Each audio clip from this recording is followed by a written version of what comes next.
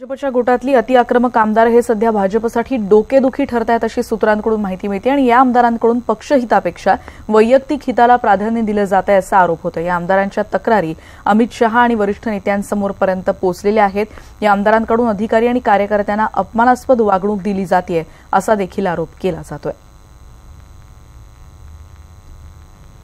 पंतप्रधान नरेंद्र मोदींनी बुधवारी म्हणजे काल बारामतीतल्या भाजप कार्यकर्त्यांशी संवाद साधला आणि यावेळी त्यांनी काल पुन्हा एकदा शरद पवारांचं कौतुक केलं। शरद पवार हे देशातले मोठे नेते आहेत, पण काँग्रेसनं त्यांना वेळोवेळी अपमानास्पद वागणूक दिली आणि त्यामुळे त्यांना काँग्रेसच्या अध्यक्षपदासाठी प्रचंड संघर्ष करावा लागला। अध्यक्षपदावेळी काँग्रेसनं त्यांचा अपमान करत त्यांना बाहेरचा रस्ता दाखवला आणि ज्या काँग्रेसनं त्यांना पक्षाबरोबर ठेवलं त्याच काँग्रेससोबत ते परत गेल्याचं वाईट वाटतं असंही पंतप्रधान यावेळी म्हणाले। आप सब लोग बारामती से हैं, सब जानते हैं कि कांग्रेस पार्टी ने वहां के सर्वोच्च नेता के साथ कैसा कैसा व्यवहार किया। मैं व्यक्तिगत रूप से उनका सम्मान करता हूं। उन्होंने कई वर्ष तक सार्वजनिक जीवन में रहते हुए जनता के लिए काम किया है। कांग्रेस के वरिष्ठ नेता होते हुए उनके साथ कांग्रेस ने बहुत ही अपमानजनक व्यवहार किया। हम भी गुजरात में थे, सुना करते थे कि अब सही गलत क्या था यह तो भगवान जाने, पर कहते हैं कि उनकी गलती सिर्फ इतनी सी थी कि उन्होंने कांग्रेस पार्टी का अध्यक्ष बनने के लिए अपनी दावेदारी पेश की।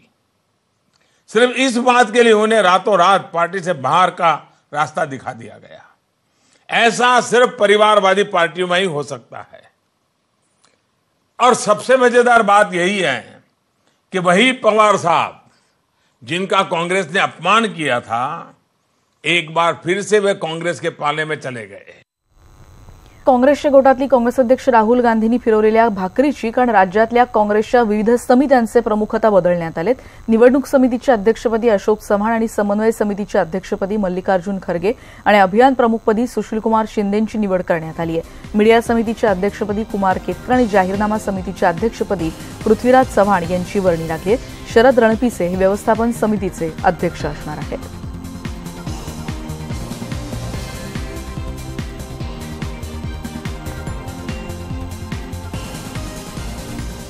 प्रियंका गांधींचा आता सक्रिय राजकारणात काल प्रवेश झालेला आहे आणि त्यांच्याकडे काँग्रेसचं सरचिटणीसपद आणि पूर्व उत्तर प्रदेशचं प्रभारीपद देण्यात आलंय। प्रियंका गांधींच्या नियुक्तीमुळे काँग्रेसमध्ये उत्साह पाहायला मिळतोय, पण निवडणुकीआधी काँग्रेसनं मारलेला हा सिक्सरही मानला जातोय। त्या सध्या परदेशात आहेत प्रियंका आणि फेब्रुवारीच्या पहिल्या आठवड्यात त्या कार्यभार सांभाळणार आहेत। प्रियंका यांच्याकडे मिशन यूपीची जबाबदारी दिल्याचं राहुल गांधींनी म्हटलेलं आहे।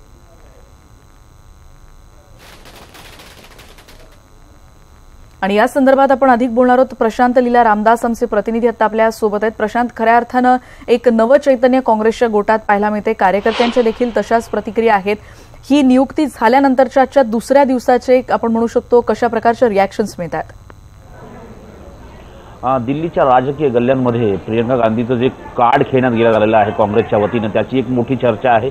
दिल्लीतले बहुतांश वर्तमानपत्रांनी ही महत्त्वाची बातमी केलेली आहे आणि सोबतच ज्या पद्धतीने प्रियंका गांधींची प्रवेश झालेला आहे, कारण की सार्वजनिक जीवनामध्ये या सार्वजनिक राजकीय जीवनामध्ये आणि त्यातून एक प्रकारे उत्तर प्रदेशामध्ये ज्याची जबाबदारी देण्यात आली ईस्ट भागाची, त्यामध्येही नवचैतन्य निर्माण झालेलं आहे। कारण की काल ज्या पद्धतीचं वातावरण काँग्रेसच्या मुख्यालयात होतं आणि अनेक कार्यकर्त्यांची जी गेल्या अनेक वर्षाची मागणी पूर्ण झाल्यामुळे कार्यकर्त्यात आनंद होता।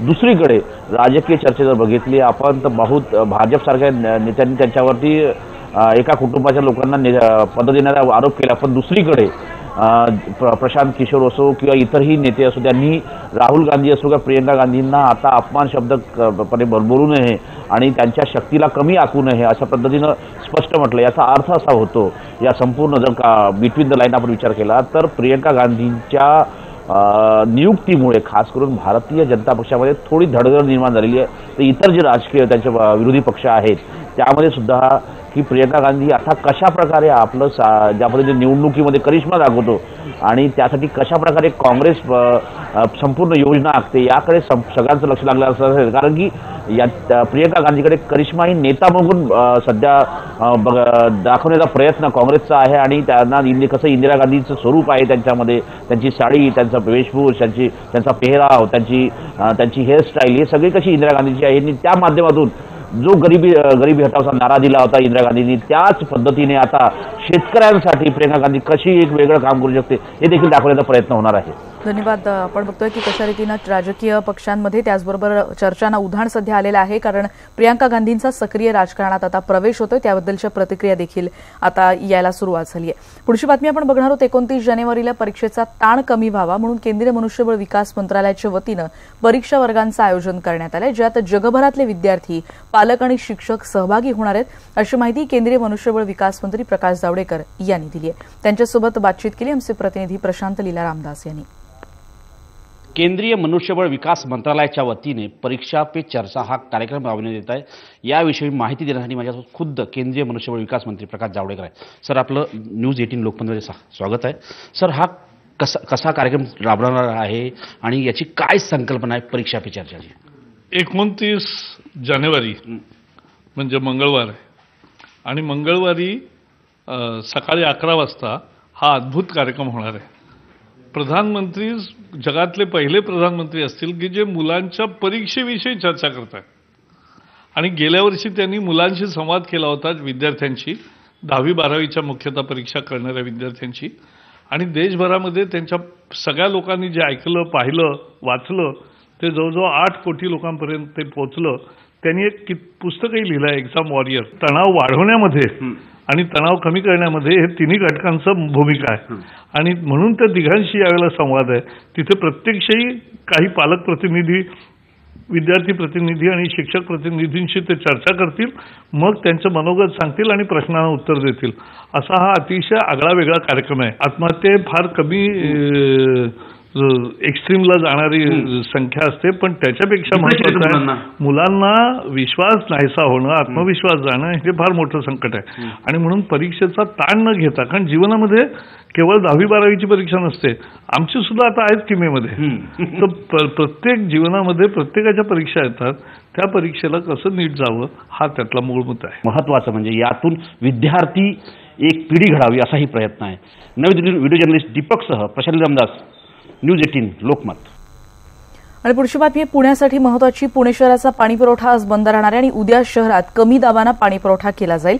शहराला पाणीपुरवठा करणाऱ्या पर्वती, त्याचबरोबर लष्कर, त्याचबरोबर वडगाव, SNDT, वारजे आणि होळकर पंपिंग या स्टेशनची सगळ्यांची देखभाल दुरुस्तीची कामं केली जाणार आहेत आणि त्यामुळे पाणी जपून वापरा असं आवाहन पालिकेकडून करण्यात आलं आहे।